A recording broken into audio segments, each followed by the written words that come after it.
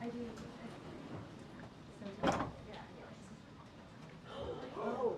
folks, my name is Joe Biden. Welcome, Mr. President. We've been waiting for you. Welcome to the swimming pool. This is great. Hey look folks, good afternoon. The past 2 days we've gotten some very good news about the American economy. Just yesterday, shipping carriers, after some discussion, an International Longshoremen Union came to an agreement to keep the ports in the East Coast and the Gulf ports open.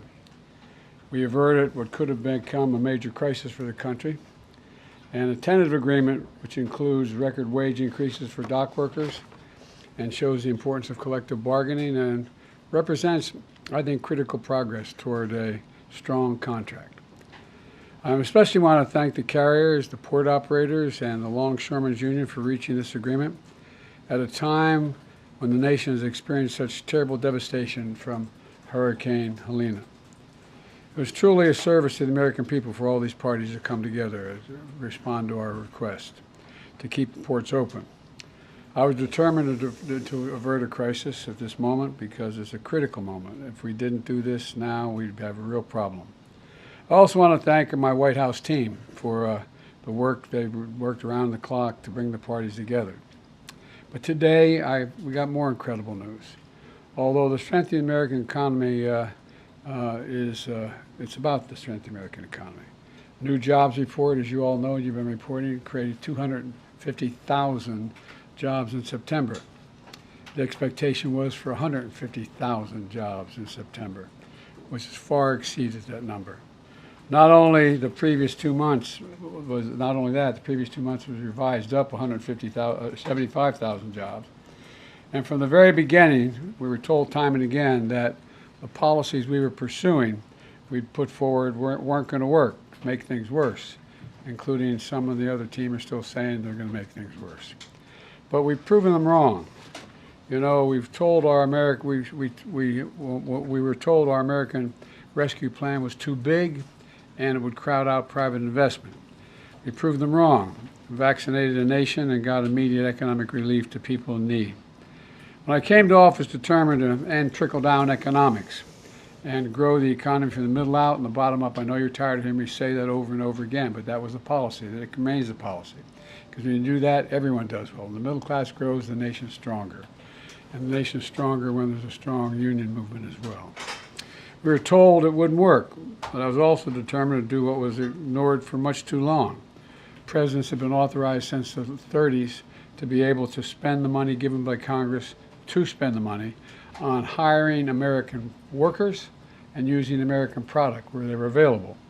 And that's what we did. We were told that was going to be a big problem. But all the money I was authorized to spend by the Congress has gone to hiring American workers and using American products. We were told it wasn't going to be. We were told that was going to be a big problem, but it's working.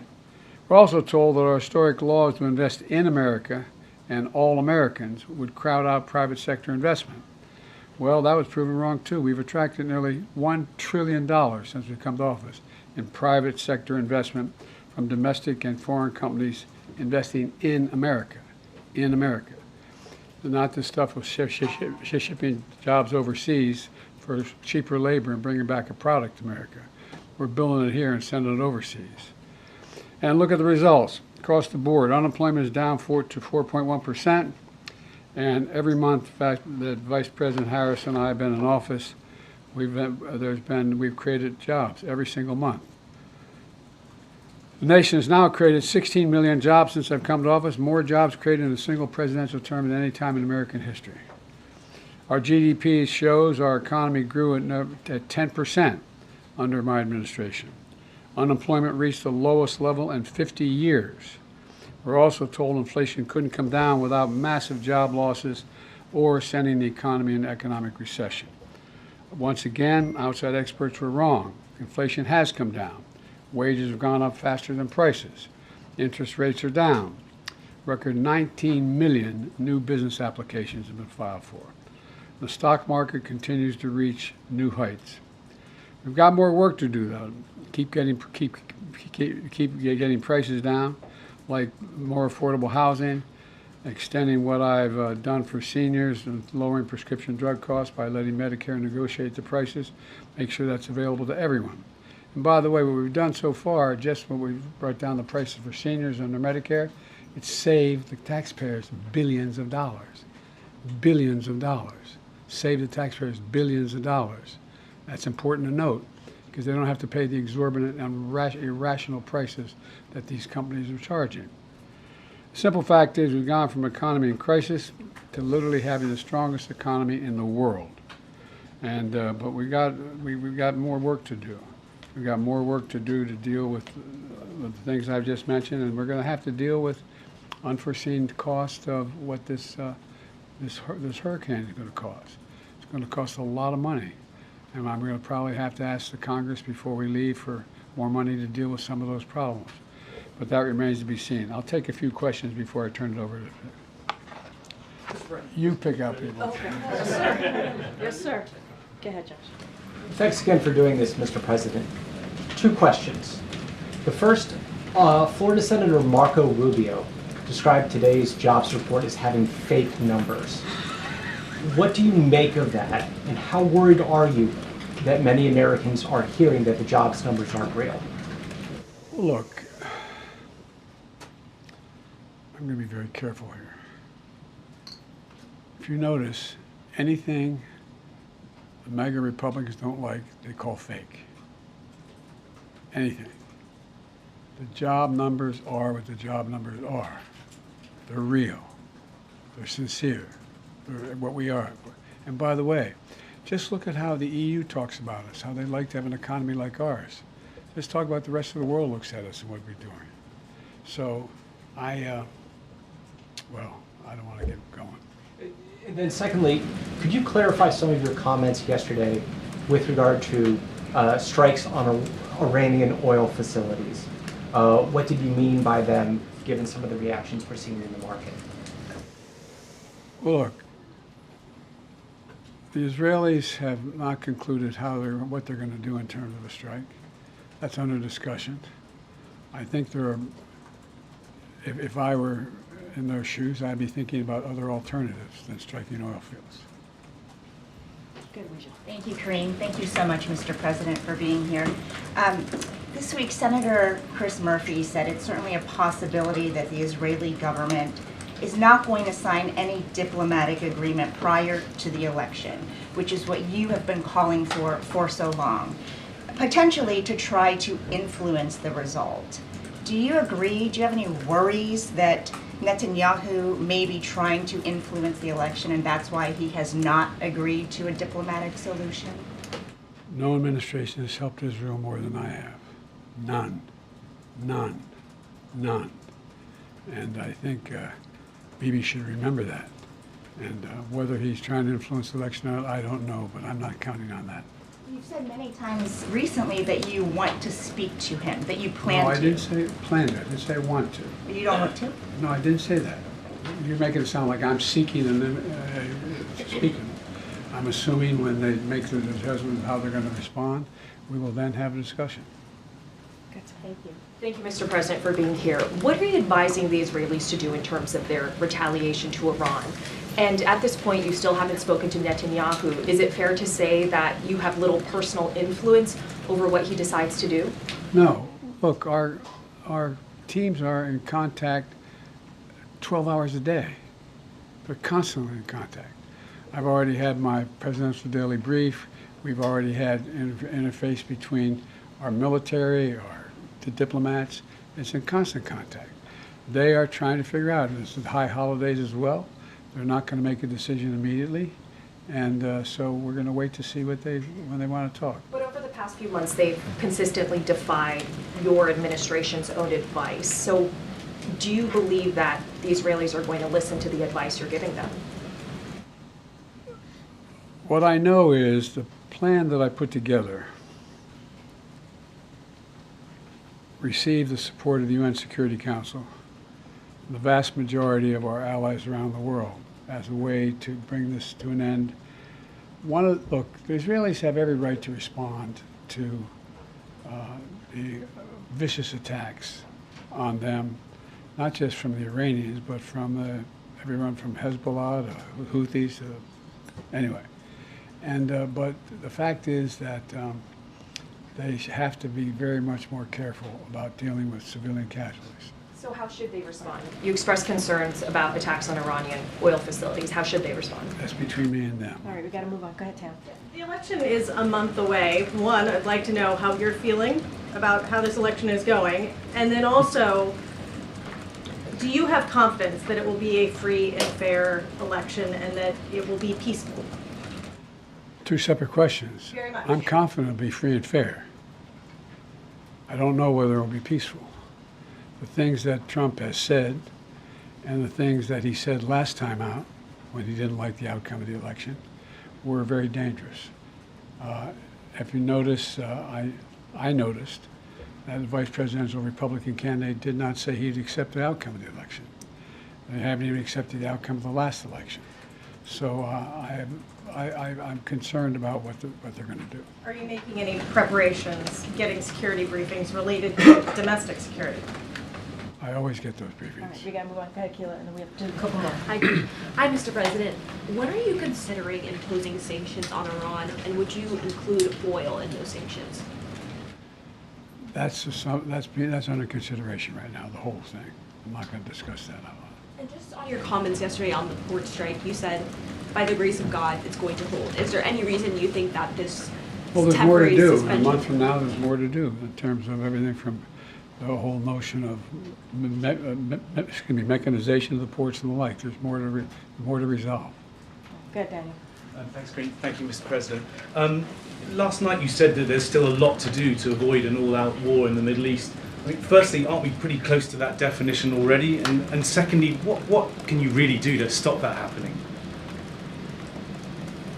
There's a lot we are doing. The main thing we can do is try to rally the rest of the world and our allies into participating like the French are in Lebanon and other places to tamp this down. And but when you have proxies as irrational as Hezbollah and the Houthis, and it's a hard thing to determine.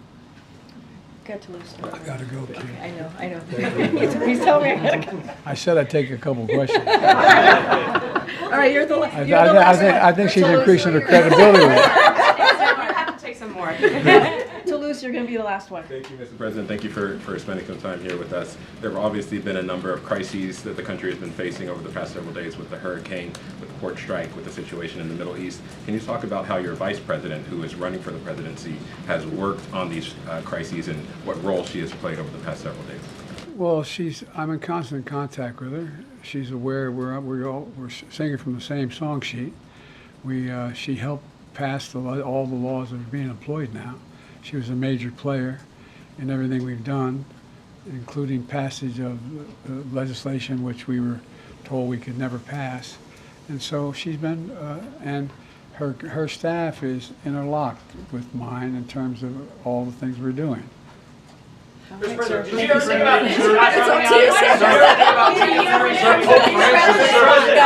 Totally up to you, sir.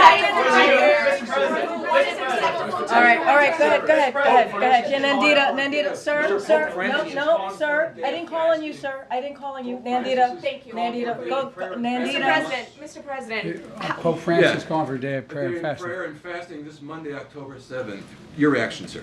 I will pray and fast. Okay, that's it. Acceptable to you in terms of Israel's response? How long are you okay with Israel bombing Lebanon? What is acceptable to you? All right, guys, that's it. Thank you, everybody. Thank you, Mr. President. Thank you, sir. Thank you, sir. On Ukraine, have you made a decision on long-range weapons? Do you want to reconsider dropping out of the race? I'm back in. What made you want to come here today, Mr. President? All right, everybody. Thank you, Mr. President. Thank you. Please come back. Thank you. Karine, can we do that again? Yeah. No. You heard. I was already told that. so that's why we were late. I mean, are we always on time? I could call myself out for that. All right, everybody. Thank you so much. Thank you, Mr. President. Okay, so this week the United States has faced a number of competing challenges, from tensions in the Middle East to a port strike that threatened our nation's supply chains to a historic hurricane that washed away entire communities. Moments like these underscore the importance of American leadership and resolve, and they show what is possible when we come together. Under the leadership of President Biden and Vice President Harris, we were able to successfully protect our allies, ensure the viability of critical supplies, stand up for good-paying union jobs, and get resources to people impacted by the storm in North Carolina and beyond. In the Middle East, the president showed that our ironclad support for Israelis' security is not just a talking point, it saves lives. Prior to Iran's attack on Israel, the president convened his national security team in the Situation Room to monitor developments in real time, ensure we were prepared to assist in Israelis' defense and protect U.S. personnel in the region. Under the president's leadership, the United States successfully defended Israel from Iran's missiles, standing shoulder to shoulder with the people of Israel. On the home front, the president and his team brought union workers, ocean carriers, and port operators to the table to resolve a strike that threatened U.S. supply chains and the economic progress this president has made to lower prices for the American people. And in the southeast United States, the administration pre-positioned 15,000 federal personnel along with critical resources like food, water, and fuel to ensure that communities in the path of Hurricane Helene were prepared ahead of the storm. Now we are getting more resources into the hardest hit communities every day, and we have provided over $45 million directly to individuals and families to help them recover. And a wide range of bipartisan officials, including the governors of every affected state, are working together with us and have praised the federal response. These responses underscore why leadership matters. The president's leadership in this moment helps to save lives, protect critical alliances, and ensure that our economy remains strong. But more importantly, it proves that nothing is beyond America's capacity when we do it together. And really quickly, because I know you all asked for this, this is the week ahead. Next week, the president will travel to Milwaukee, Wisconsin to discuss his administration's work to replace lead pipes in the state and across the country through the bipartisan infrastructure law. This law is investing historic resources into our communities and creating good-paying jobs. The president will also be traveling to Philadelphia for a campaign engagement. He will also travel to Germany and Angola to underscore the enduring strength and importance of two strategic bilateral relationships in addressing a comprehensive range of global challenges. The value of strong alliances and partnerships in the defense of freedom and democracy has never resonated more in Europe, Africa, and beyond. President Biden has made revitalizing our international alliances and partnerships a key priority, recognizing that today's challenges require global perspectives and shared responses. Those are the details I am able to share with for now, but certainly we will have more in the upcoming days. And finally, we have Lael Brainard, our national economic advisor to the president. She's going to provide more information on how the president helped reopen our ports, as well as the strong job market economy report that we saw today, showing that more than 250,000 jobs this September under the President Biden.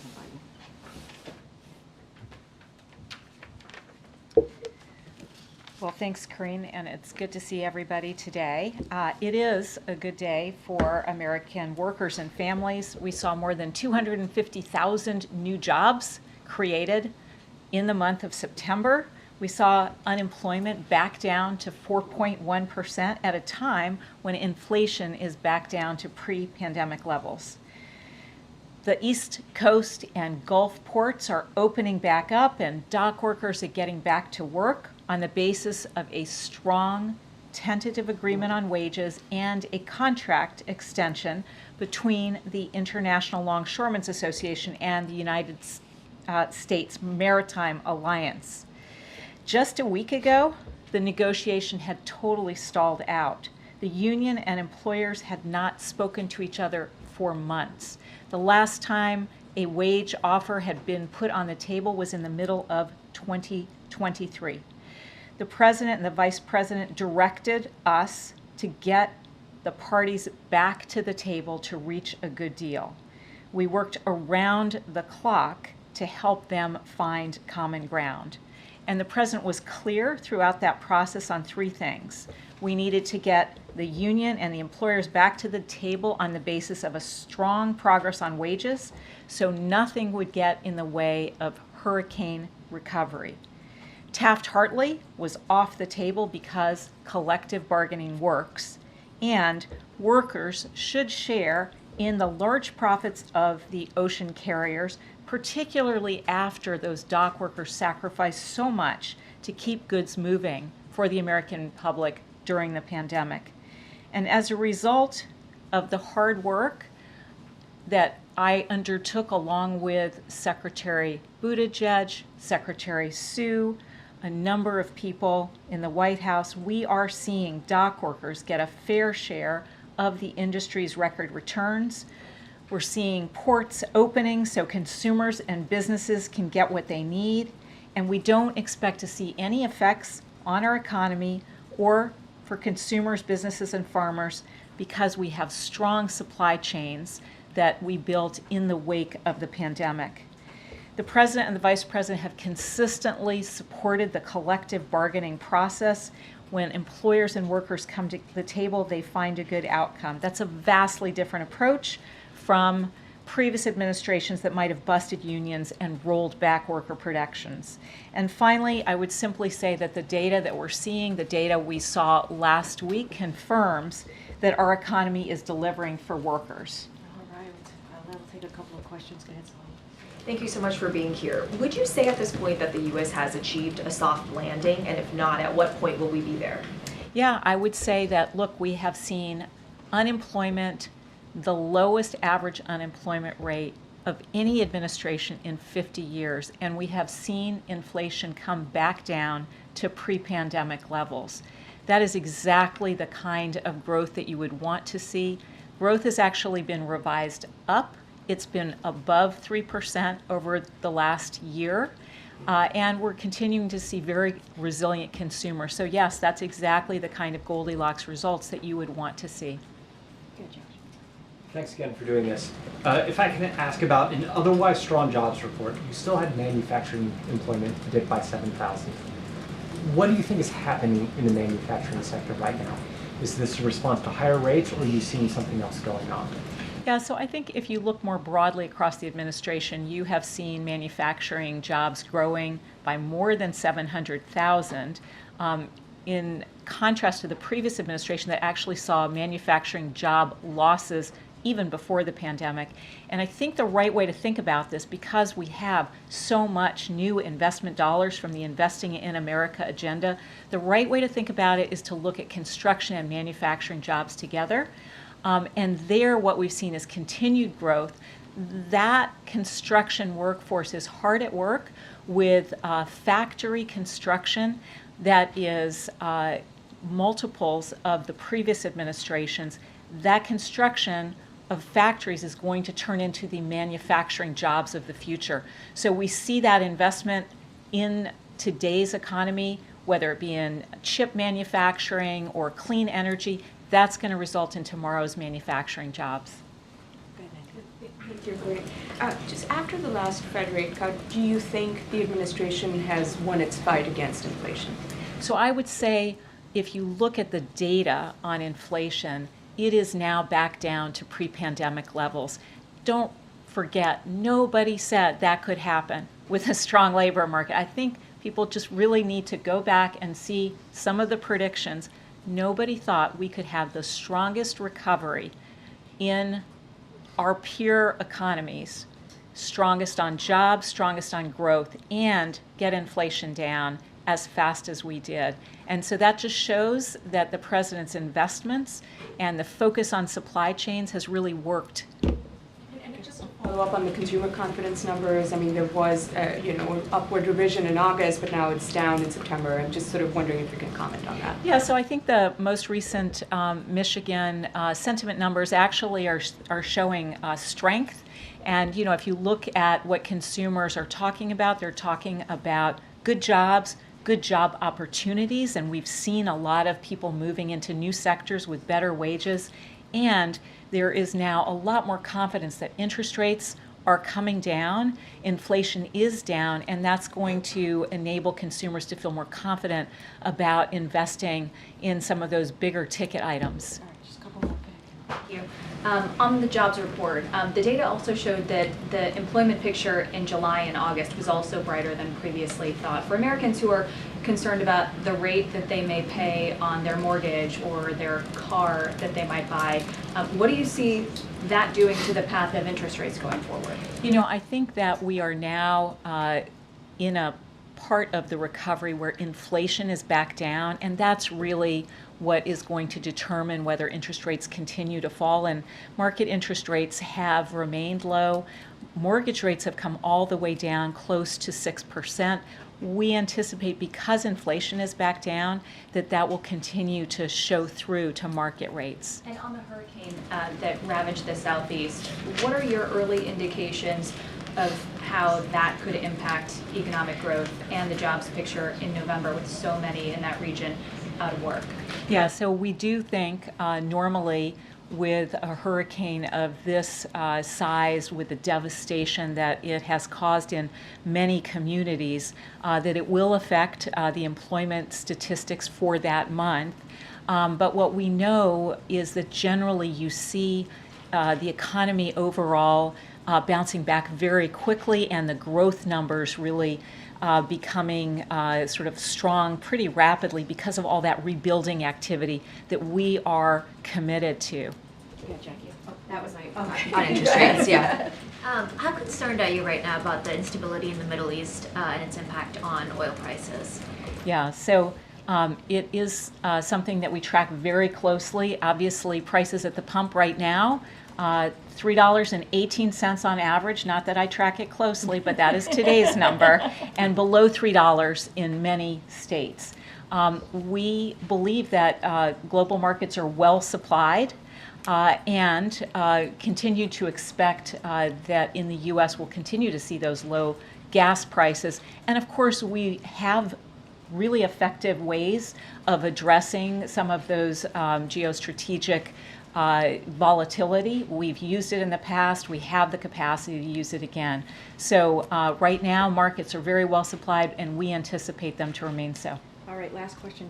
Oh, Jared? Okay. No, I can go to Garen, too. A federal judge in Missouri issued an injunction blocking the president's student loan program hours after a judge in Georgia allowed it to advance.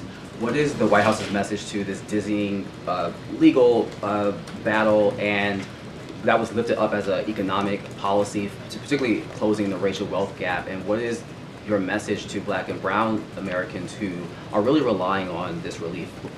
Yeah, so student loan debt relief is so important for so many young people who are trying to build wealth, particularly for people who are first generation, to be able to invest in small businesses, to invest in starting a family, to invest in a house for the first time. So we are going to continue to work to deliver that debt relief to so many students who deserve it. I do want to say that we have 5 million Americans who have already received debt relief, and you can go on TikTok and other social media platforms and see their testimonials, what a difference it makes in their lives. And that is why the president, vice president, going to continue working so hard to deliver. Thank you so Thank much, you. Leo. Thank you. Thank you so much. Can you address I food appreciate it. insecurity? The Thank numbers you. are rising according to the USDA. Food insecurity numbers? Maybe Karine, if you could address No, not right now. food insecurity. I'm not talking to you, sir. Okay. I'm just not. It'd be nice if you would be less disrespectful in the room. All right, just asking questions. Inappropriately. Okay, go ahead, Josh. I don't know if maybe you guys are done with me. Maybe I can walk out. You guys got all the best. You guys got all the best. Go ahead, Josh. So we were to like zoom out. Yeah. President Biden came in here today. Yeah. He's going to be with Pennsylvania Senator Bob Casey this week. Then he goes to Germany and Angola. He said he's singing from the same song sheet as Vice President Kamala Harris on the campaign. How does he see his public role in the next few weeks as we get closer to the election? What's he trying to achieve, and how's he thinking about it? I think he's doing his job as president, right? I think that's the most important thing. I mean, I started off at the top, at least at this part of the program, where I said that we've had 3 major events happen this week. And what did the president do? What did the vice president do? They worked shoulder and shoulder to deal with these major events. Now we see a deal with the port, a negotiated deal with the ports. Obviously, that collective bargaining is extended until January 15th, which is incredibly important, especially in the midst of a hurricane that we saw, this historic hurricane that we just saw, Hurricane Helene. We see what's happening in the Middle East. The president and the vice president continue to have diplomatic conversations, if you will, to de-escalate, to deal with what we're seeing in the region, and the hurricane. You saw the vice president in Georgia, the president in North Carolina, South Carolina, Georgia himself, and also in Florida. Pardon me. And so I think what you're going to see is him continuing to do his job, working closely with the vice president. Look, before Hurricane Helene, President Biden was planning to campaign this week. And you heard me say he's going to go to Pennsylvania. He's going to go to Wisconsin next week. And so we have, you all have covered how much of a whirlwind week this has been. And so the president is going to be president. He's going to be commander in chief. And obviously he's going to be supporting his vice president. I can't speak specifically about the campaign because of we do respect the Hatch Act here, at least for myself as a federal employee and many of us here. And so, look, he's going to continue to do the work that he's doing. We saw strong jobs numbers. That's one of the reasons he came out. He came out because he wanted to talk about that. He wanted to talk about what we have seen this week. And so look, we're going to continue to doing the work, and I think that's what the American people want to see. Good, Celine. Thanks, Karine. So, former President Donald Trump threatened to revoke the legal status of Haitian migrants. What is the president's reaction to that? This is something that the former president had tried to do during his own administration. Look, here's the fact. The fact is they're here legally, right? That is the fact. TPS, that's what it gives you. And honestly, I wouldn't take legal advice from the former president. I don't know. That's not something I would do. Okay. How concerned is the administration about the economic impact of Hurricane Helene? Look, as you can see, we have been working around the clock. The president directed his team very early on to work around the clock to make sure that the states that were affected, the states that he's visited and the vice president has visited over the past couple of days, got everything that they need. And we did that by pre-positioning some of the personnel, about 1,500 federal personnel to do that. What we are doing, we're going to make sure, obviously we're going to always monitor any of the economic impact, but we're going to continue to make sure that we are focused on life-saving and life-sustaining efforts. That's the focus that we're going to have here, and we're going to continue to monitor, but obviously reacting and providing the needs of the states right now, of citizens who are living in those states, is probably the most key and most important. And continue to call on Congress to move forward with additional funding. As you know, in the CR, there was a robust ask for funding, for disaster funding, and that didn't make it in the bipartisan CR. And so we got to get that done, and we're going to continue to have conversations with Congress. I tried asking the Indeed, president. I've called on you like 3 times today. I know some folks in the back are just going to be like, yeah. So. I hear you. Yep, I hear you. I hear you, Kimberly. I hear you. What is acceptable to the U.S. in terms of Israel's response, right? How long is the U.S. comfortable with Israel bombing Lebanon? I know you guys are going to ask this question every which way, and I totally understand that. We are having conversations, discussions. We're in contact with the Israelis on what's next. We have been very clear there will be consequences. You saw the joint statement, the G7, there's going to be consequences, there's going to be sanctions, and I'm not going to preview those sanctions from here, but we have always said Israel has the right to defend itself. And you saw just on Tuesday night, and not just Tuesday night in April, how much we are prepared to defend and protect Israel, because that is our ironclad commitment. I'm not going to get into diplomatic conversations in the public here. And there was a report that quotes U.S. officials saying the White House wants to take advantage of the massive blow to Hezbollah's leadership and infrastructure to push for a new Lebanese president in the coming days. Can you comment on that? I'm not going to comment on that. I'm not going to comment on sources or reporting out there. That is not something that I'm going to speak to, sourcing that I can't even verify from here. Go ahead. Thank you. On the port strike, reaching a tentative agreement, the White House and several officials were involved in the 90-day extension of those talks. I'm wondering what the significance of that timeline is and whether the election being 5 weeks away played any role in it. Look, this is about the right thing to do for workers. Many of those workers put their lives at risk during the pandemic. We have always said collective bargaining works. We believe it works. And we have seen parties reach a fair agreement when they come to the table and in good faith and do that collective bargaining. This is what's important. It was important to this president to get this done. This is not about an election. This is about what is the right thing to do for the American people. This is the right thing to do for workers, again, who deserve higher wages, who deserve benefits. And so the president is proud to have been able to do that. His team, obviously with his team, he directed his team to do this. And so now collective bargaining is going to continue, and we'll see where we are in the next couple of months. But this is not about politics for this president. And you have seen that in the last 3.5 years when we've been in these types of situations where there was negotiation, and we have been very, very clear, collective bargaining and supporting workers. On congressional funding, you mentioned some of the items that were lacking in the short-term funding bill that Republicans had put forth. I'm wondering if the president has spoken with any members of the Big Four in Congress to bring those concerns to them directly. So I don't have any conversations to speak to that the president has had with members of Congress. I mean, you saw him on the road. You saw him in a bipartisan way on the road in North Carolina, South Carolina, Georgia, and Florida.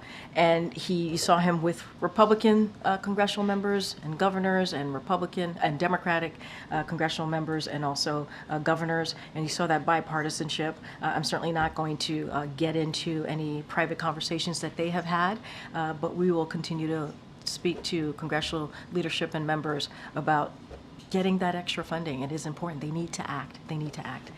Go ahead. Thanks, Karine. Can you talk about how President Biden will be marking Monday's 1-year anniversary of the October summit attack on Israel? So obviously it's going to be a painful day for many, including for all of us here.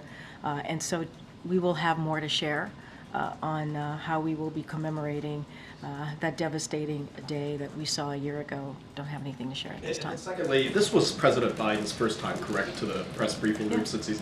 Why and you're not? welcome. You're welcome. I know this. I know where this question is going to go. It's going to be great. It's going to be great. I would prefer a question, but that's all right. But real quick, why not? Why didn't he come in the 3.5 years before?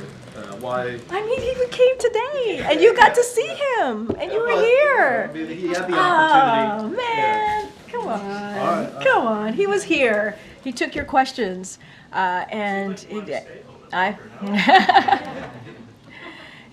he is every Friday with the POTUS. Friday with the POTUS. No, you guys got to bring the ice cream. You guys got to bring the ice cream. Okay, I'm going to do a couple more. Go ahead. I haven't called on you. Go ahead. Thank you, Karine. I want to go back to Haitians and the TPS, but first, it's another week of misery in Haiti. There was this report from the World Food Program describing acute hunger. What more can the U.S. do to improve the situation in Haiti? And if there's no improvement, is it conceivable that the TPS for Haitians will never be lifted? So look, on your last question, I'll do that first. The last part of your question, I'll do that first. I can't predetermine what TPS status is going to be. It's not something that I can do from here. Obviously, as you know, that is a decision with DHS and the State Department. They decide the TPS and the best way to move forward. So I'm not going to get into hypothetical about that. But as it relates to Haiti more broadly and to the question of instability and what's happening, look, despite the instability that continues, the recent deployment, as you know, of MSS mission is a unique opportunity to build a foundation of security and bring hope to Haitians that deserve to live their lives free of violence. And so to that end, the United States has delivered well over $300 million to support the MSS mission while urging the international community to support that mission as well. The United States will continue to hold those undermining Haiti's institutions and committing serious human rights abuses accountable. That is our commitment. We are committed to doing our part both to address immediate security needs and invest in Haiti's long-term successes. We stand with the people of Haiti and will continue supporting their aspirations of more security, certainly democratic and prosperous future. That is our commitment, and we'll continue to support the mission. Go ahead, Michael. Thanks, Karine. It seems as if the president's spoken with pretty much every governor in the affected. He has, that was affected in the region. But has he spoken with Governor DeSantis of Florida? Touche, good point.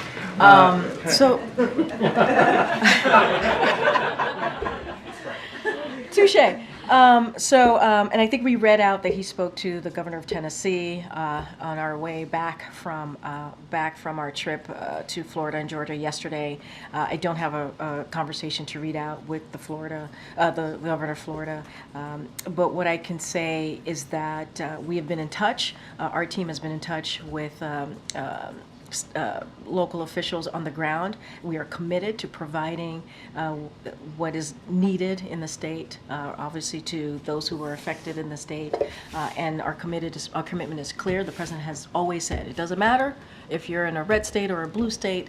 He's a president for all Americans, and that continues to be certainly his commitment. Go ahead. I know I'm getting pulled, but go ahead. Thank you, Karine. The president seemed to suggest that he is asking, or he seems to be suggesting that Israel should consider other alternatives rather than attacking Iranian oil facilities. But should Israel make such an attack, how is the administration preparing for an Iranian retaliation on the Strait of Hormuz that would disrupt oil supply and disrupt oil prices globally? So also, as the president said, we continue to have these discussions. I'm not going to get into hypotheticals. About Israel's response to Tuesday night attacks. What I will say is that we understand that they are still determining what exactly they will do. That is something that we understand. I'm just not going to prejudge. I'm not going to get ahead of anything, and the discussions to continue. So can we say that the administration is preparing for that possibility? I'm just not going to I'm not going to speculate. They're still, I'm telling you, they still haven't decided what their next steps are going to be. So that's what I'm saying to you. That's what we understand. I don't have anything else beyond that. Angola, on the president's trip, Karine, Amnesty International is criticizing the administration's, quote, silence on human rights violations in Angola ahead of the president's visit, calling out the administration's focus on private sector investment to counter China. This is obviously in reference to the Libido corridor. Can you give a response? Look, I mean, we get this type of question about human rights violations anytime he travels, and if that's going to come up. The president, as you know, has never shied away from direct conversation about human rights and democracy in any conversation. And I could expect that he will do the same in this upcoming trip. And so I don't have anything beyond that. But the president has never shied away from that, never shied away. Okay. Thank you, Karine. Does the administration have any concerns about how the aftermath of this storm could impact the vote? Whether it's talking to the Postal Service about mail-in ballots that may not be getting to people, or impacting the infrastructure in these critical states? So look, we are using every available resources to help this community respond. That's what we're going to do and recover from this disaster. That is our commitment. That's what you've heard from this president. That's what you heard from the FEMA administrator and so many others in the president's administration. And certainly that means ensuring that Americans' voices are heard this November. And so that is our commitment. We want to make sure that people's voices are heard. And so any specifics on where the infrastructure is and what that looks like, certainly I would have to refer you to the state election officials on those, and cybersecurity and infrastructure and all of those pieces on what that looks like for them. But the state's voice concerns to the administration? I cannot speak to that. I have not heard of that. But look, our commitment, again, is to make sure that the resources available so that community can respond to recovery and also get back on their feet and deal with this disaster. We want to make sure that Americans' voices are heard this November. That is important, and so, but certainly that is something that state elected officials can speak to more directly. But we're going to try and make sure they get back on the feet. I know I haven't called any yet. Okay? Thank you. Former President Trump is accusing the Biden administration of using FEMA funding to support undocumented migrants. How is the White House responding to that? I mean, it's just categorically false. It is not true. It is a false statement. And look, the fact of the matter is, I think Washington Post fact checker did a piece, and the headline recently, just moments ago, not too long ago, and the headline was, "No, Biden did not take FEMA relief money to use on migrants, but Trump did." I'll leave it there. Secretary Mayorkas had said earlier this week that he was concerned that FEMA didn't have enough funding until the end for the rest of the hurricane season. Now that President Biden has seen the damage firsthand in the Carolinas, Florida, Georgia, heard him say at the podium he may have to call Congress back from recess. What exactly is he waiting for to be able to make that call? Look, here's the thing. We put forth a pretty substantial, robust, I mentioned this moments ago, to be part of the CR. We were disappointed that it was not part of the CR. And if congressional Republicans were serious, if they were really truly serious about doing something for the communities that was impacted by Hurricane Helene, they would join us in calling for additional funding. This is what we've been doing. And so if they're serious, they would get to work and get that done, just like with the border. If they were serious about the border, they wouldn't vote against their own bipartisan proposal that they worked with us on. They're against it now. They weren't. They would move it forward. It would actually start fixing the broken system that we're seeing right now. And, you know, they can, if they really want to help us in dealing with what we're seeing, whether it's at the border or getting more funding for disaster monies that's going to be needed to get into the communities, they should be serious. Congressional Republicans need to get serious here, and they're just not. Just a quick question on the port strike suspension. Is the White House going to continue to be in touch with ILA and sort of support those negotiations as they continue? I think, look, there's collective bargaining continues. I think that's really important. That's what we're seeing, and that's what we want to continue to see. And so we will be in touch as necessary. But I think what's important is they came up with an agreement. That's because of this president's leadership, and the way to get this done is continuing that collective bargaining, and we believe that certainly works. Thanks, everybody. All right, have a great weekend. Thank you. Okay, once again, bonne chance.